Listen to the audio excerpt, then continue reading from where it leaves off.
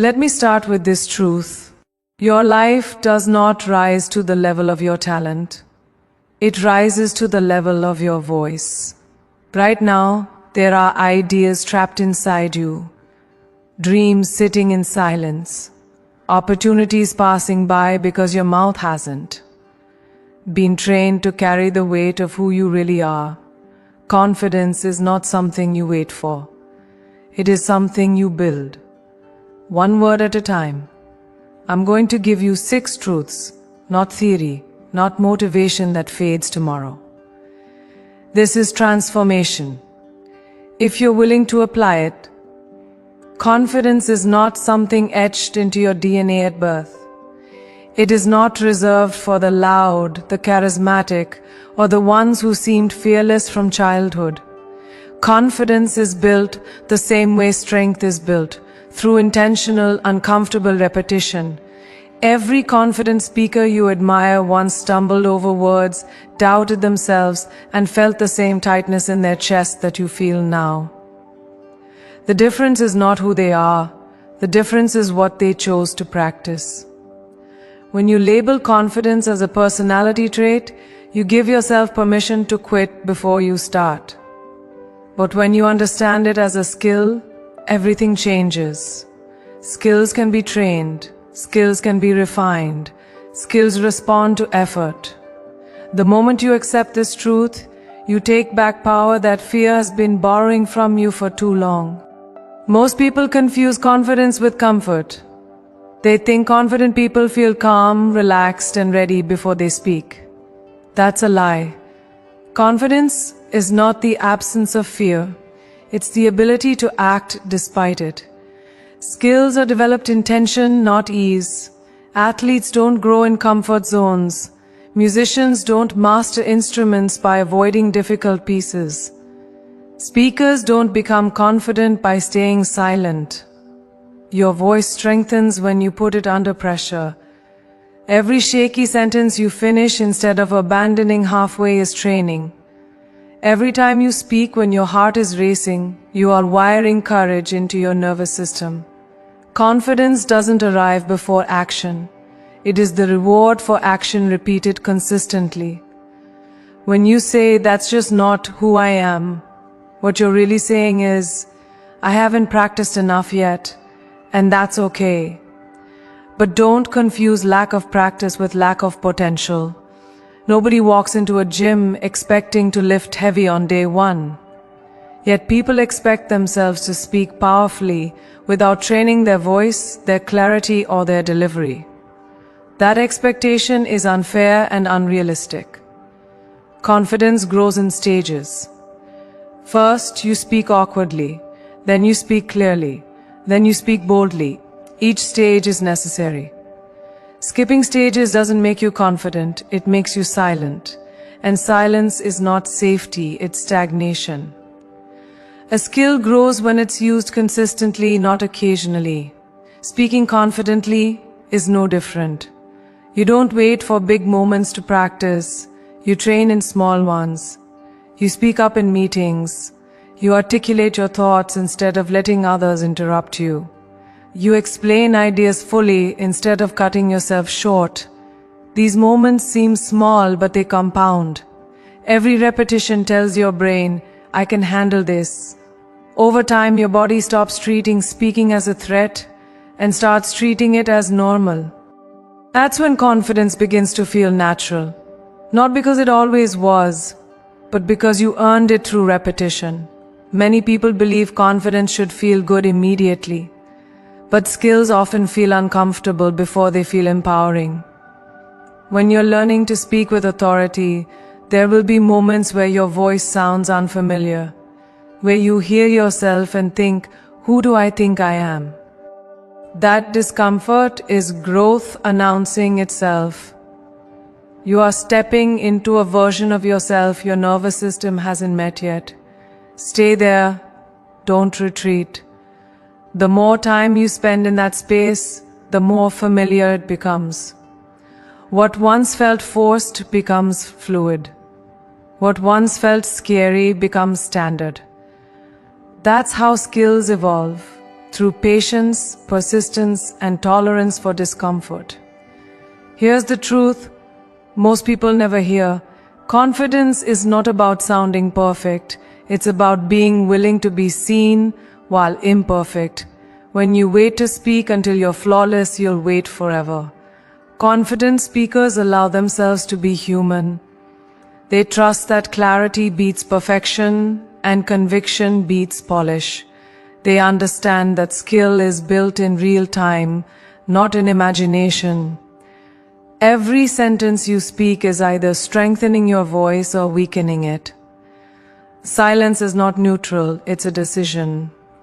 And every decision shapes who you become. So choose to practice, choose to speak, choose to train your mouth the same way you'd train any skill that matters to you. Confidence is not who you are, it is what you repeatedly do. Train your voice long enough, and one day you'll realize you're no longer trying to sound confident. You simply are. Most people believe confidence is something that magically appears when the audience is big enough, the moment is important enough, or the pressure forces it out of them. That belief is exactly why they freeze when the spotlight hits. Confidence does not rise under pressure if it has not been built in privacy. What you practice in private determines how you perform in public. The strongest voices are forged away from applause, away from validation, away from eyes watching. They are shaped in quiet rooms, in cars, in empty spaces where there is no reward except growth. If you wait for people to listen before you learn how to speak, you've already lost control of your voice. Training your mouth in private is not about pretending you're on a stage. It's about mastering clarity when no one is there to rescue you. Speak your thoughts out loud exactly as you want them to sound. Complete sentences. Strong endings, no trailing off. Your mouth must learn how to carry ideas with intention. When thoughts stay in your head, they remain unorganized and weak. When they come out of your mouth, they are forced to take shape. Speaking out loud turns confusion into structure. It sharpens your thinking and strengthens your delivery at the same time. This is where confidence begins, not in performance but in preparation. Many people underestimate how much their mouth needs training. You train your body, your mind, your skills, but you leave your voice to chance. Your mouth is a muscle system. It learns rhythm, it learns tone, it learns authority, and it only learns through repetition. Talk through your ideas while walking, explain concepts as if someone is listening, even when no one is. Practice speaking without filler words. Practice holding eye contact with yourself in the mirror while finishing a thought without shrinking. These moments may feel awkward, but awkwardness is the entry price to mastery. The private reps you do now will protect you when pressure shows up later. Confidence in public is simply familiarity in disguise. When you've already heard yourself say the words 100 times, fear loses its grip. Your body doesn't panic because it recognizes the situation. You're not improvising, you're executing. People who appear naturally confident are rarely natural at all. They are familiar with their voice, familiar with their message, familiar with the feeling of speaking clearly and standing by their words. That familiarity is built when no one is watching. The world sees the result, not the repetition that it possible. There is a deeper level to private training that most people avoid: honesty. When you speak alone, you hear the truth in your voice. You hear hesitation, you hear doubt, you hear uncertainty, and instead of hiding from it, you confront it. You adjust your tone, you strengthen your delivery, you repeat the sentence until it sounds like you mean it. This process builds alignment between your thoughts and your voice. When your mouth and your mind are in sync, confidence follows naturally. Not because you're pretending, but because you've eliminated internal conflict. Waiting for an audience to validate your voice gives your power away. Training in private gives it back to you. It allows you to walk into any room already grounded, already prepared, already confident in your ability to communicate. You don't need permission to speak when you've done the work. You don't need approval when you trust your preparation. The audience can feel it when a speaker has trained in silence. There's a calm authority in their tone, a steadiness that doesn't ask for attention, it commands it. The world only hears what you've already practiced. Train your mouth in private with discipline and intention, and when the moment comes, confidence won't be something you chase. It will be something you arrive with. Most people speak fast because they are afraid of silence. They rush their words as if the quiet might expose them, as if a pause means weakness. But the truth is the opposite. Silence is not the enemy of confidence. It is its evidence. When you slow down, you signal to the world that you are not nervous, not unsure, not scrambling for approval. You are grounded. You are in control. Speed comes from anxiety. Control comes from certainty. The moment you understand this, your entire relationship with speaking changes. You stop trying to get words out quickly and start allowing them to land with weight. Slowing down is not about speaking softly or sounding bored. It is about intentionality. Every word you say should have a purpose, and purpose needs space to breathe. When you rush, your message blurs. When you slow down, clarity sharpens. People don't trust speakers who overwhelm them, they trust speakers who guide them. A steady pace tells the listener, you don't need to rush, I know where we're going. That sense of direction creates authority. It makes people feel safe in your voice, and safety opens the door to influence. Your body responds to your pace before your mind does. Fast speech keeps your nervous system in a state of urgency. Slow speech sends a different signal. It tells your body that there is no threat. Your breathing deepens. Your posture straightens. Your voice drops into a more grounded tone. This is not performance, it's physiology. When you slow down, your body aligns with confidence. You don't have to force authority when your system is calm. It shows up naturally, carried in your tone, your rhythm, and your presence. Slowing down also gives you power over attention. In a world where everyone is rushing to be heard, the person who pauses becomes magnetic. People lean in when you don't rush to fill the space. They listen more closely when you allow silence to do some of the work. Silence creates anticipation. It gives your words room to echo. Confident speakers understand this instinctively. They are not afraid to let a sentence breathe. They trust the weight of what they've said enough to stop talking and let it settle. There is a discipline required to slow down, especially when emotions rise. When you care deeply about what you're saying, the urge to speed up becomes stronger.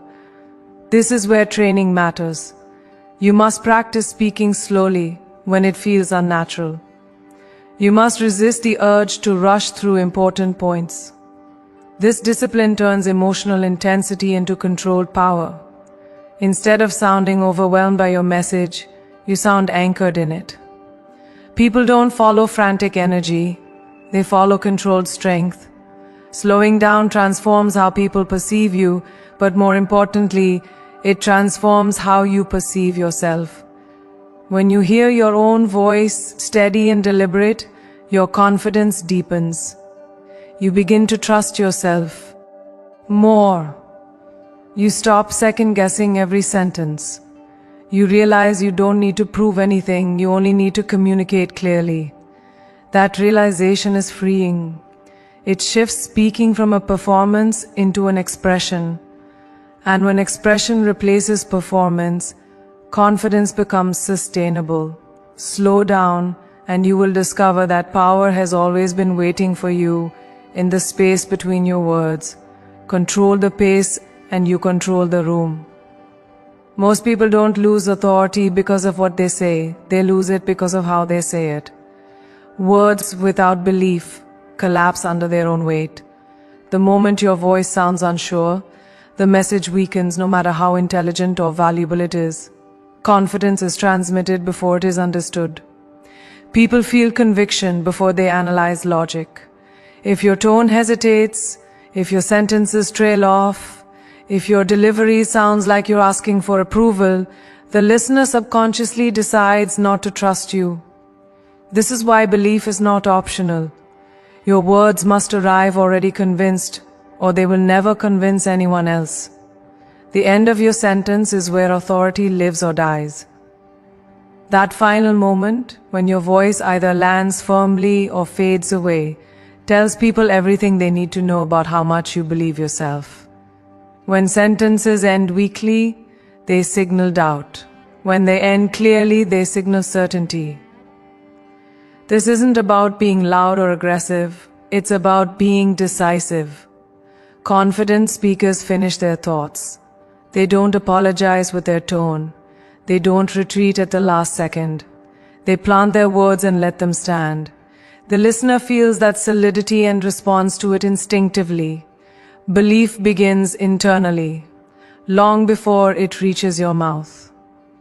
If you are unsure about your right to speak, your voice will betray you. That's why confidence is not about pretending, it's about alignment. You must believe that what you're saying has value.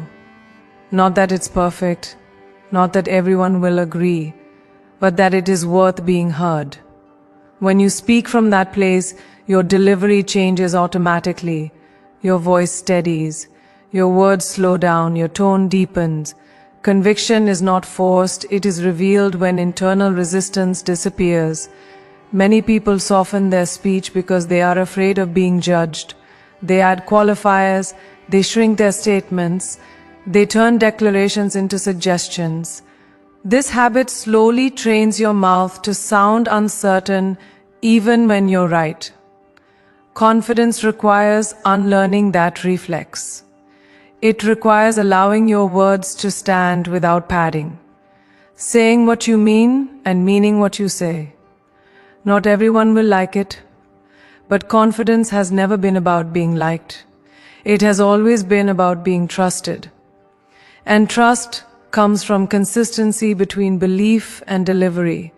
Speaking with belief also means accepting responsibility for your words. When you say something with conviction, you stand behind it. You don't hide. You don't backpedal at the first sign of resistance. This doesn't mean you can't grow or change your mind. It means you respect your voice enough to honor it in the moment. People sense when a speaker is grounded versus when they're testing the room. Grounded speakers lead. Testers follow. If you want confidence to live in your voice, you must stop testing and start declaring. The more you practice speaking with belief, the more natural it becomes.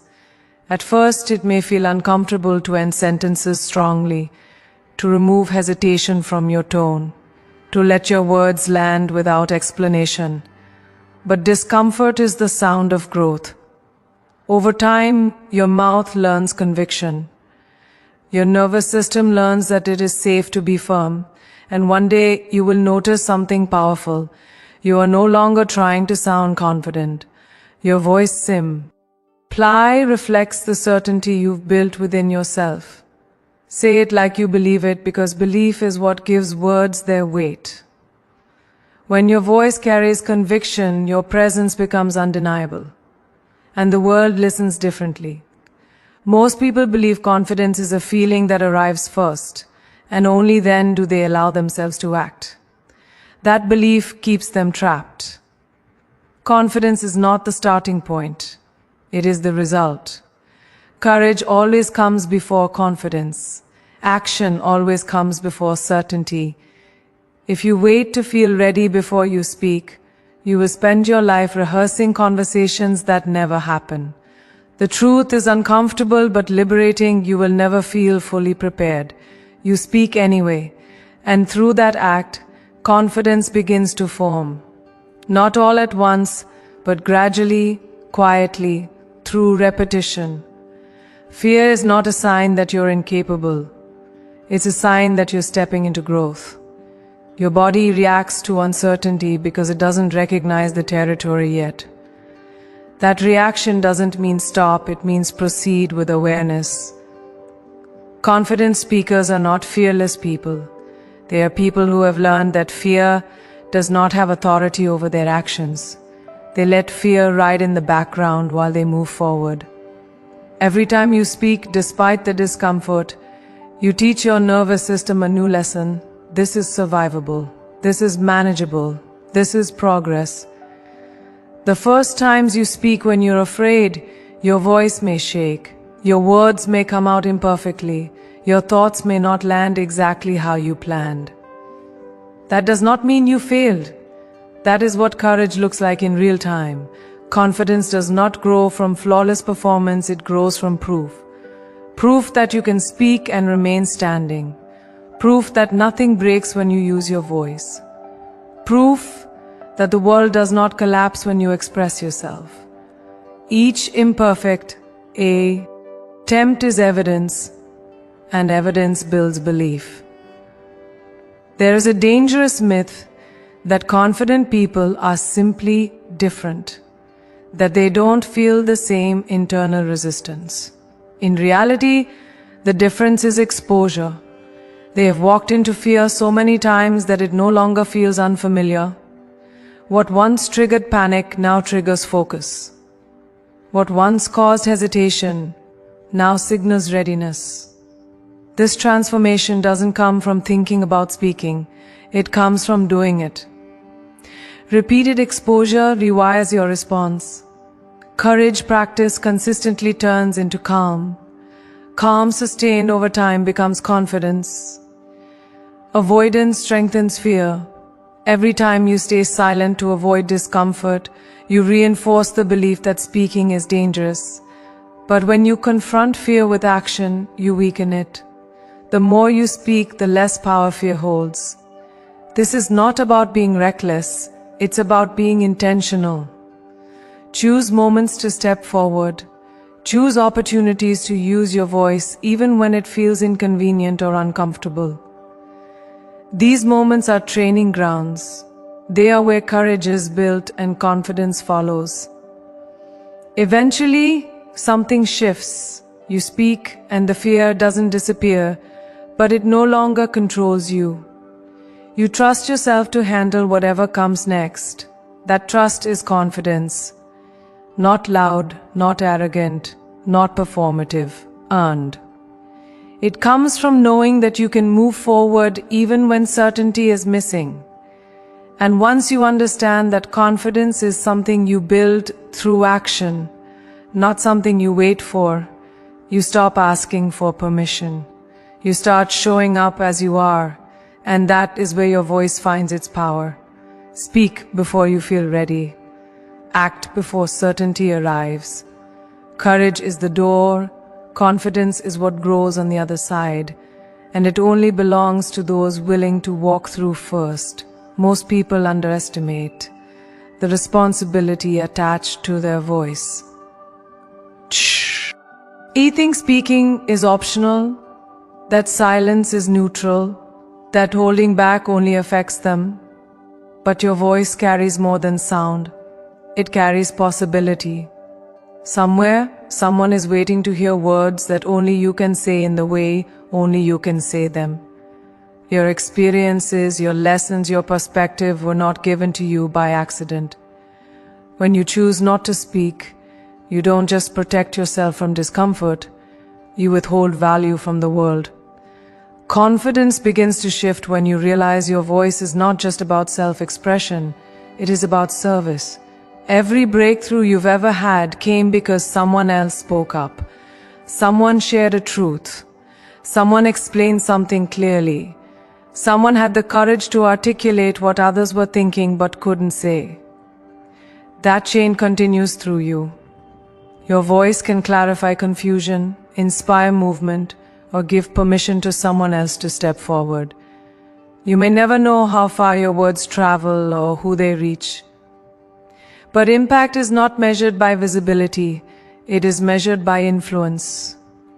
And influence begins the moment you decide that your voice matters beyond your own fear. Many people believe they need to be fully healed, fully successful, or fully confident before they are allowed to speak. That belief delays impact indefinitely. Growth does not disqualify you from speaking, it qualifies you. The lessons you are learning in real time carry power because they are real. When you speak from experience rather than perfection, your words resonate deeper. People don't connect with flawless voices, they connect with honest ones. Confidence grows when you stop trying to impress and start trying to contribute. Contribution shifts the focus outward, and fear loses its grip when it's no longer the center of attention. There is also a deeper truth. Your voice has the power to shift environments. Words shape culture. Tone sets emotional temperature. A confident voice can steady a room, bring clarity to chaos, or challenge stagnation. When you speak with intention, you don't just participate, you influence direction. That influence begins with belief in the value of your perspective. You don't need to dominate conversations to make an impact. You need to speak when it matters. One clear, grounded statement can change the course of a moment, and moments shape outcomes. Confidence in speaking becomes sustainable when it is anchored in purpose. When you know why you are speaking, fear becomes secondary. You are no longer performing for approval. You are communicating for impact. Purpose gives your voice endurance. It allows you to speak even when recognition is absent, even when feedback is slow, even when results are not immediate. This is the level where confidence stops fluctuating with mood or circumstance. It becomes rooted in meaning, not emotion. Over time, you begin to understand that your voice is not a liability. It is an instrument.